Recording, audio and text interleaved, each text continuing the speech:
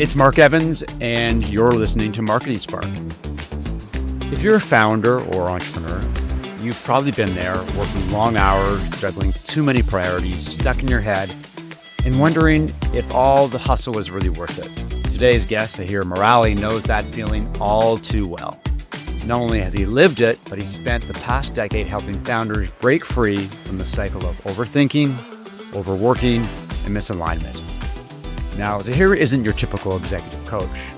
Before stepping into this space, he spent more than 20 years in the trenches, advising CEOs, investing in startups, launching ventures of his own, and navigating the ups and downs of leadership, marriage, divorce, fatherhood, and personal growth. In other words, he gets it. What makes Zaheer stand out is his focus on what he calls the inner game, helping high performers master their thoughts, emotions, and limiting beliefs to show up with clarity, purpose, and presence. His message is simple, but powerful. We don't need more strategies, hacks, or to-do lists. We need to understand ourselves more deeply. In this episode, we'll dig into how founders can find alignment, reclaim their time, and build businesses and lives they actually enjoy. It's a conversation about clarity, not just productivity. It's about doing less, but achieving more and showing up as the kind of leader you actually want to be. Zaheer, welcome to Marketing Spark. Thank you for having me on. You help founders eliminate overthinking, overworking, and misalignment. Why do you think these challenges are common among ambitious entrepreneurs and executives? It's because we're sold a story and we buy into it. We buy into a story that says success or peace or happiness, whatever we're in search of, is at the end of something, at the end of a journey. You'll get it when. I remember feeling this myself and talking myself out of doing things that I really wanted to do in order to get this success mark, and finding so many different pressures, so many different contradictory pressures. It wasn't just success as a business owner, it was success as a father, success as a partner. You start to realize we're wearing so many different hats, and the message in every one of those roles seems to be to excel, you need to do more. You need to add more capabilities, add more skills, fix your weaknesses. And I feel that traps us in this never-ending cycle of needing to add more. That kind of tension creates the kind of loop that I talk about, the overthinking, the overworking, the misalignment. Once you get into that loop, it's a spiral down. I find the more is better mantra or philosophy permeates itself, especially through the tech world. You hear entrepreneurs who proudly say that they work 80, 90, 100-hour weeks as if it's a badge of honor, as if it's something that everybody should aspire to. As someone who values work-life balance, I can't imagine what that would be like. My question is, why some people, many entrepreneurs, celebrate this work ethic, the idea that to work hard, you need to work long. Let's get those ones out the way. It's the stories we see in the media, the way things are celebrated, the unicorn status, everything boils back down to you just got to hustle harder. You've got to send 10,000 more emails and intros. Those are the kind of immediate tactical things that people gravitate to, 5 a.m. wake-ups. But it's a signal of a deeper sense of unrest, a deeper lack of meaning and lack of clarity with a goal and an ambition and a purpose in your life, that you're chasing so many different things and chasing to the nth degree because it's only in the external validation of all that effort that you find that peace. If you look at it, that's what we're all doing. I came at this from a consulting standpoint. The tech side is the third round. Consulting was the first, and used to wear those 100-hour work weeks on the sleeve like that and think I could just do it with 4 hours of sleep. I crashed and burned in that time frame. I did it for a long time, but eventually crashed and burned because I was trying to start a young family at the same time. And I did it in banking as well. And now tech has come around and I can see the same pattern. What I started to notice is that we get trapped for a while in that pursuit because we're paying attention to all the noise that we're seeing. And we're not really deeply connected to a sense of purpose within, a resonance, not just a mission that you can put in words and slap it up on a set of neon lights behind you on the podcast, but the real resonance with a mission that's going to shape and change like a river moves down to the sea. We're missing that kind of story. So absent a story, we take on whatever's outside there. And so many of us are looking for that in our work, in the fulfillment, because the metrics that we measure are the ones that seem to matter. And that's dollars or share price or hours worked. Going back to the work long is the formula for being successful. Entrepreneurship is hard. And a lot of people think that the key to success is brute force. I will simply work longer and harder than other entrepreneurs, and that will get me to where I want to go. But one of the realities of entrepreneurship is success is elusive, and failure is often the reality for many entrepreneurs. It's not for a lack of trying or how smart they are or whether their idea is any good. There's lots of variables that come together that make you successful or not. You said that we struggle to apply what we know, and we lack the courage to change, and we give up too soon. And I think that's something that a lot of entrepreneurs do when they sense that success is not as easy as they want it to be, and it's not coming as fast as they would hope. How do you come to realize that these were the root causes that were holding people back, the ability or the willingness to give up too soon and to recognize that there are other ways to be successful? I lived it. I went through it. A long career in consulting banking. It was successful, but lots of small failures and stuff along the way, things that we would call failures. And there's a big part of this, which is what we take on this notion of entrepreneurship is hard. I'm not saying it's not, but relative to what?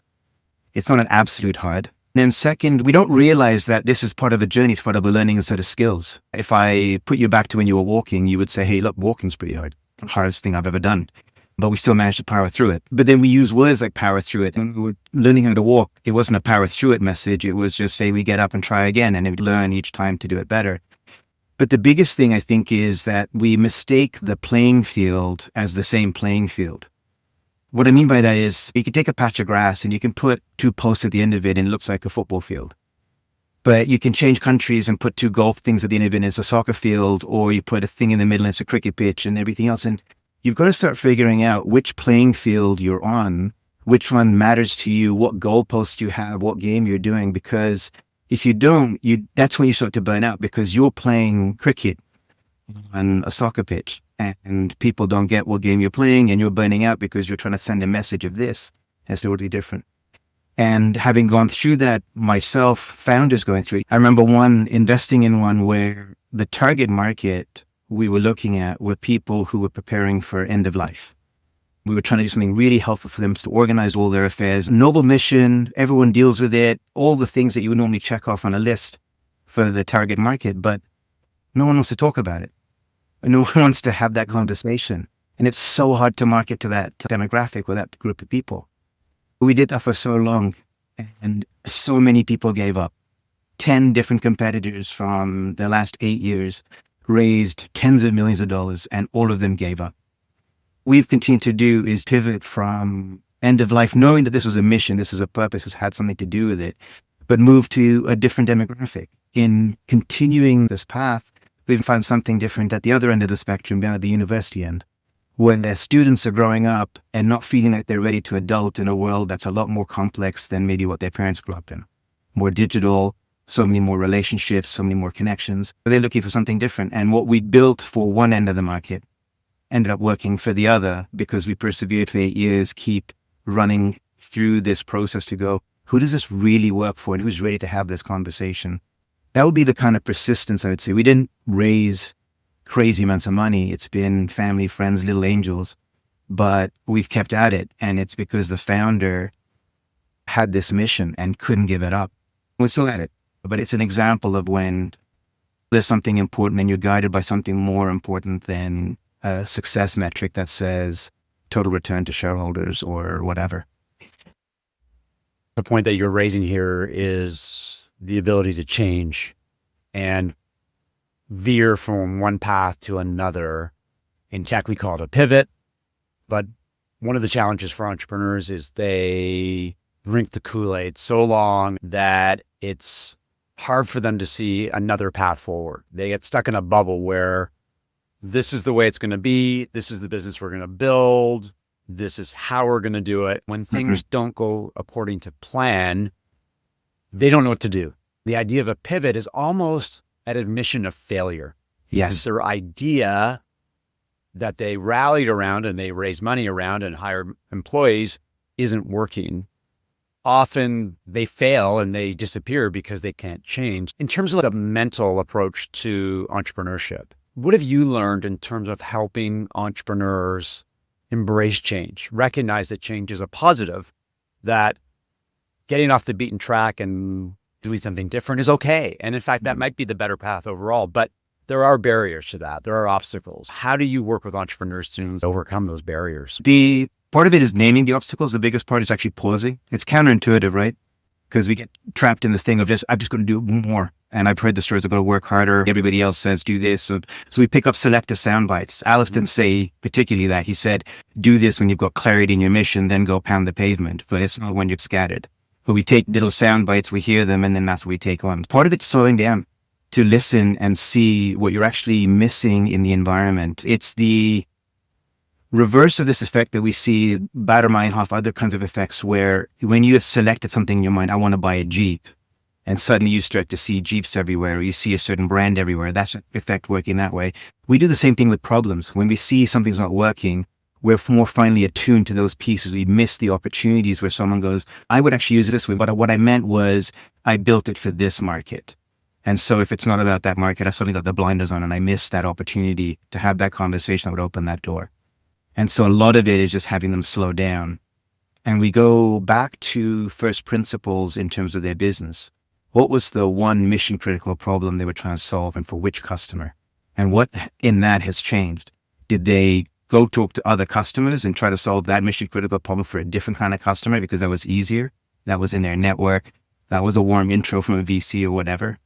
Or is it something with the product? We're not solving an actual mission critical problem. We've got great customers and great access, but we're missing that piece of it. Slowing down is the first piece that we do.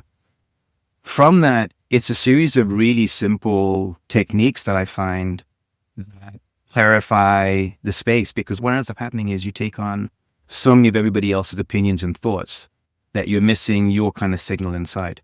We use breath work and we use techniques like that to clear the space. We start brainstorming sessions or we start product ideation sessions with a little bit of a technique like that creates a space and some clarity. From that, their natural creativity springs. It's like when they were back in the throes of coming up with the idea, when nothing else mattered. They had that heads down focus on the idea, but they were expansive in their thinking because they were creative at that point and not now hemmed in by all the pressure and the failure that we've taken on. Because we take on words like pressure and failure, and they kick off a cascade of thoughts and emotions that put us down in the dumps and not look at it as signal. We keep looking at things like burnout and failure and other things, and we attach a label to them that drives us to look at them as something to run away from, not something to look at as a piece of signal and a lesson that's either pulling you towards something or pulling you away from something. On a related note, a lot of entrepreneurs, particularly successful entrepreneurs who have the luxury of pontificating, will declare, and I'm talking about people like Gary Vaynerchuk, who will declare that we should follow your passion. And that is the mantra for entrepreneurial success. If you're focused on the things that you're passionate about, then your chances of success are that much better, as opposed to being pragmatic and solving a problem that other people haven't addressed yet. I always find that to be trite or a quaint way to look at entrepreneurship because, again, entrepreneurship is hard and you're ideally solving problems that people will pay for you to solve. What is your take on follow your passion when you have entrepreneurs, and you may have clients for that matter, who love that idea, who believe wholeheartedly in that idea, even though from a business perspective, it may not be applicable or may be a recipe for not being successful at all? I come at it just slightly differently. It's more of an uncover your passion. It sounds like a simple language flip, but it means the world of difference. Because follow your passion for a lot of us means go look out in the world and find something to go and do and make that your passion. Go acquire something more. Go and acquire another interest that will now pay. And let's put the Ikigai Venn diagrams together. We keep missing the point that what we're here to do and what we're driven by is something far deeper and more profound than what we've learned from school. I want to rest there because I think this is where we tend to get trapped a lot in, is we've taken on so many of society's expectations around jobs, entrepreneurship, and what you should be doing.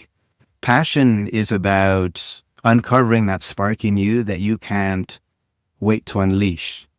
And we miss that as we grow up because we conform to a standard based on education, competition, the reward mechanisms, everything else, messaging that we see that says entrepreneurship should look like this and this. These are the success metrics, X, Y, and Z. We trap people in these cycles of passion needs to look a certain way and you need to be paid for it. I look at it the other way, and I've helped founders not change what they're doing. It's changed the relationship to what they do. This is the really important part. Most people don't end up leaving everything they've done and sitting on a couch somewhere vegetating because now they're looking for their passion. They found their passion is just sitting around doing nothing. No one's passion is sitting around doing nothing. Their passion and the reason they're sitting around doing nothing is because they're unmotivated by the cacophony of noise and thoughts that are holding them down in that. What I try and do with people is to uncover what's up inside of you, but is buried under the weight of conditioned expectations that you should live in this town, work in this job, be with this person, do this kind of work because your family's always done it. Your family's been dying to do it. You've picked up so much from everybody else that you have completely masked what's inside of you, that you actually have an interest and passions. You have a creative piece in you that's trying to express itself through a business or a piece of art or whatever that is. My job is to help you reconnect with that piece of truth because you started down that path and then you've ended up in a really dark spot. I work with people that have hit rock bottom. It's really hard. I can't figure my way out of this to here. I'm at my wits' end. I'm either folding this company, we're getting divorced or whatever it is. I meet people at the cliff top. People who have achieved everything, have got so much money, have got so much freedom, and still feel so trapped that they would give it all away in an instant if they could get rid of this feeling that this was not worth it. And so those are the two things, because they join in the same spot, which is a lack of meaning and purpose in your life. Those 2 points bring that to a head for people. And so that's where I find the language we've taken on around entrepreneurship traps us in these cycles. It's about pulling that off and uncovering your passion. Your passion might be writing and helping people to understand you things. Your passion might be service and volunteerism. I try and help people find that, and you can be an entrepreneur doing that. Entrepreneurship being the freedom to decide what you get to do, the freedom to work with whoever you want to do that with, the freedom to spend your time the way you want to spend your time. That's how I look at entrepreneurship. When I look at it on those dimensions, there's nothing about it has to be in a certain industry or a certain revenue target or whatever else. Did I spend time doing the thing I love to do today? And did I do enough of it? And if I don't, then tomorrow's another day to do more of it. The reality for a lot of entrepreneurs who aspire to success is how much venture capital did I raise? How many invitations did I get to appear on stage? How much media coverage did I get? Those things are important to many people, but at the end of the day, they're tick marks. I want to go back to something that you say often is align your inner compass. What does that mean? How would a founder who's feeling stuck or burnt out begin that process? A lot of entrepreneurs find themselves spinning their wheels. They don't know how to follow a different path. It's almost like Groundhog Day. Every day is the same. They get up, manage people, hire people, fire people. They try to grow sales, but they can't get out of that cycle. How do you take a step back as an entrepreneur and, as you say, align your inner compass? Let's say we've done enough introspection to quiet down enough to actually hear something come through. The really quick kind of piece is, what would you do every day if there was no applause? What would you do every day if you couldn't tell anyone about it and you couldn't get any praise for it or any recognition or whatever? I find that's a really good way of linking back to the core things that matter most to you, that you would do, that you enjoy doing, you would spend time on. And then find a way to pull that forward into a vocation that pays you if that's what you need to do. A lot of the people that I work with don't necessarily need to be paid that much anymore. They've changed. Some of them have made so much money they don't need it. Some of them have decided that through this work, their metrics of success and material consumption have changed dramatically. A lot of us have gone through that, I think, through the pandemic, through a more radical focus maybe on what's essential to us. People change those things. So you start to change the nature of work through that. But I find that's the easiest way. What would you do if there was no applause for it? Is a really good way of connecting back with that sense of knowing inside. That inner compass being a wordless feeling of what's right and good and true for you. Most of us can't hear it anymore because we've spent so much time in the noise and in our phones and addicted to the dopamine. So it's about really quieting that to understand that. It's hard. You think about the digital world in which we live. Every social post is we're consumed by how many likes or comments or reposts or things that validate the success of what we're doing. I think it's hard for an entrepreneur to step back from the brink and say, if I wasn't getting that recognition, pursuing the likes and the comments, what would success look like to me? What would make me happy? I think that's part of it. We look back at another metric. What would success look like? I'm throwing you back to what would you do with your hours? I draw people back to you have 1,000 minutes of awake time in a day. How will you spend those? You have 8 hours of sleep that you're spending. How are you spending those times? How are you spending those hours? What would you do with no applause for 1,000 minutes? How would you fill that day? I think for most people, how we spend our time is the downstream impact of how everyone else wants us to spend our time, because they've put in calendar invites and emails and everything else into our calendar day. That's how we drive our task list. I pull founders back to, hey, look, stop reacting to the noise in the field here. Start leading from your sense of presence and purpose about what you're here to do. The noise masks what's underneath for us, and what's underneath for us is pretty effortless power to do as much creative work as we want. We've got the tools around us that make that even easier. A sidekick, an intern that can do just about anything you can do, but quicker, faster, better. So for most solo founders now, it's about having them realize that they can delegate a lot of their busy work, mind work, to something else. Many founders chase growth and impact, and that could be financial impact or societal impact, but at the expense of happiness and freedom. Why do we often treat these goals as if they're in conflict? You can have one or the other. This whole idea of work-life balance where you've got a successful, and we can define success, professional life where you're happy and satisfied and you're doing what you want to do.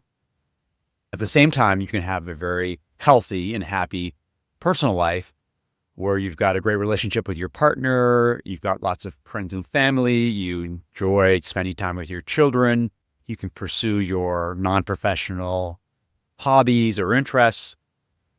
You can have it all, but often we fall into this where you can have one or the other. You can't have both. Why are those goals in conflict? And how do we eat our cake and have it too? Where do you think we get that from? You can have one, but not the other. You mentioned it, but where do you think that comes from? Some of it may come from expectations of what success looks like from the outside looking in, and we may find ourselves becoming addicted to what other people define as success, as opposed to establishing our own parameters for what makes us happy and what makes us successful. I think that's one of the problems with entrepreneurship is that it's like you join a cult. You give up a lot in the process as part of that cult. It's the rules of engagement, which means you need to work 80 hours a day. You need to be 100% focused on this activity so that you can achieve these societal goals. You can't have one and the other. It's impossible. I go back to my original question about long work hours is that you can't be a successful entrepreneur unless you dive in 100%. You completely give yourself into it and surrender to it. Otherwise, you won't be successful. And then that obviously means that you're abandoning the things that you love, your family, your friends, your hobbies and interests. I'm biased because I don't like to work long hours. I hear you because I've lived in this life 3 times thinking if I just change the environment, it'll be fine. It had nothing to do with the environment. It was always about the beliefs Zaheer had picked up in his life that now framed how he looked at the world. They were the goggles he put on. There's white snow outside and he's got these orange goggles on or blue goggles on, and that's how he sees the world. It wasn't until I realized that I had these goggles on that I got to take them off and go, hang on a second. Part of that piece that you talk about, the entrepreneurship piece, is like forming a club. It's a clique. Everybody behaves this way. But it's not as insidious as that, not as overtly at least. It's like a sport. You can play baseball. You can be the top success in baseball as long as you don't play hockey at the same time, because you can't play pro hockey. We create these clubs around the thing that we believe. The second part is it's somewhere in the future. So I've got to do X and then I'll get Y. These things fundamentally set up this false choice. It's a false choice that you have to pick something now, act a certain way in order to get the reward at some point in the future. The reward is already here right now, except for the lack of insight and patience and ability to see that it's actually here right now. What we're doing is dragging ourselves in every moment to make a plan, to do something, to acquire that same thing that we're looking for right now at some point in the future. And that's what traps us. We say, I'll do X, Y, and Z until I'll get it there, but this is the trade-off. I won't be able to have time with my family. Where did this goal come from? Who says that's the only way to do it? What are you actually searching for? If what you're searching for in your work is to feel fulfilled and to have the peace of mind that you gave everything today to the best of your ability, you can sleep well at night, that your family's well taken care of, then there's lots of ways to get at that, but not all of those require $1 billion or a unicorn valuation or 80 hours, 100 hours of work. But the story that says I'm an entrepreneur and I get to put that on my profile and I wear that label on my jacket, then yeah, if the label is what you're after, you're going to get stuck in there. That's what I realized. I was after the labels that said I was a consultant and a banker and a VC guy and a startup guy. These are the labels I was chasing, and the labels had a definition underneath them. The realization that was every part of that identity. As a father, as a husband, the things I'd failed at, the distance parenting, all these things were labels. They were labels about what I didn't want to do as a kid, reacting to my upbringing. You will take on things that, hey, look, I won't do that when I have kids. I'll do something different. I wanted to do something different. And in the course of life happening, it was really different. Distance parenting was the last thing on my mind when I was thinking about how I was going to parent. It forced me to look at things in a different way, to go, okay, can I still be at peace though now, because this is my circumstance? Is there a way of looking at the world that is available to everyone, not just by circumstance, not because you're rich or poor or you grew up in this country or that? Is there some way of looking at the world, some way of perceiving it that allows everyone to look at their circumstances and realize that they're actually okay and they have their peace of mind in this moment? And realization around those labels and identities kickstarted some kind of process in me to unwind what had happened for God knows how many years of believing this story and making it such a habit to believe it, and that I can drop it right now and say, entrepreneurship for me, it's a word that we use to describe a complex set of feelings that all work together, that we've agreed all kind of work together. But the underlying intent of it is to give someone the freedom and the passion to pursue the thing that they want to serve in the world, to make it a slightly better place than what they found it. If that's what I'm looking for, all the other mechanisms are blockers to it, because it's someone's definition of how to get there, someone's definition of a path. I'm just going to look at what the core of it is. The core of it is the clarity to see that ball playing out, the trust that what's happening right now is happening the way it is, and the capacity to step back and just respond to each moment as it happens, as you're building your companies, you're building your business, with a little more grace and presence. We had a workshop this week. She was supposed to be there for 2 days, couldn't make the 2 days. Loved day one. Day two blew up. Customer called in, an issue they hadn't found, an issue that the team hadn't noticed, had now hit the customer. They're an enterprise risk management piece of software. And it's really important that when the customer's raising it as a, hey, look, it's a heads up that we found this thing, it's totally okay, that the founder had already jumped up the wall in terms of their mind, thinking that this is the end of the world. Everyone's going to find out and this is going to be the end of their company. And you can see the energy kind of flow between those things, but she's able to catch herself and stop and slow down and now respond to that customer with a, hey, look, oh, that's good. They've now got a tighter relationship because they now trust each other to respond in the moment with what was needed, not a series of cascading blames, which is what tends to happen, or, hey, look, what does this say in our contract about this issue? And which is what I've seen over and over again in every one of the roles I had. It's leading from that kind of presence, which makes all of those noisy hours you have to work, etc., start to dissolve. They disappear. And the hours become more creative and productive, more free of the mental chatter about the shoulds and shouldn'ts, which is really what that would have been about. We should have caught this earlier. We should have said something like this. And I wish I'd done this earlier. Otherwise, my company's not imploding. You said that coaching has transformed your life. What does your life look like now? And how does it feel different than the one you left behind? Externally, it can largely the same and also the different. I'm talking to you from an RV. We've moved out of Toronto. We made some pretty radical changes to our life because entrepreneurship gives me more freedom. Being chained to a VC-backed startup and the hours and the demands of meeting every investor and everything else wouldn't allow me to do that, but changed certain pieces. It changed the conditions of my life. But a lot of the work I'm doing is the same. Like I'm still running a company. I'm doing coaching. I've got a documentary coming out. I'm doing podcasts. And so I'm finding that maybe against other dimensions, I'm probably doing more work, more creative work than I've ever done before. Less pushing of paper, more interesting, deep work. That really fills me up inside. I've got bags of energy to do anything I want. And I've got time outside in nature to spend it. But the bigger thing is inside. I don't have any kind of noise inside that says I should be here or I should be there at a certain stage in my life or in my career or a certain metric or a certain amount of success. My startup has been slow to grow. It's been hard.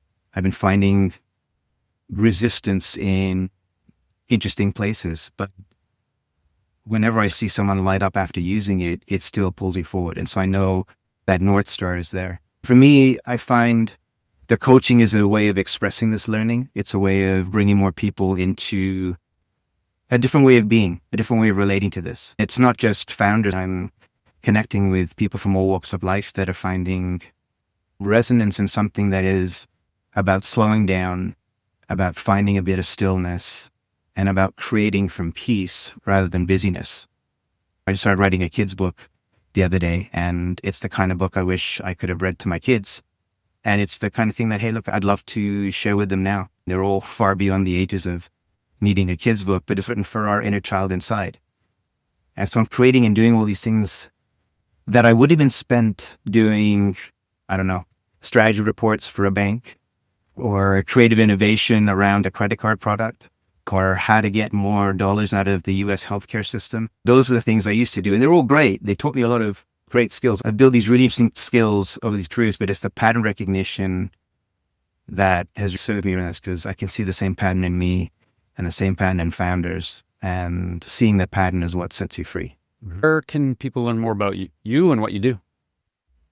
On my website, on LinkedIn, Zaheer Merali.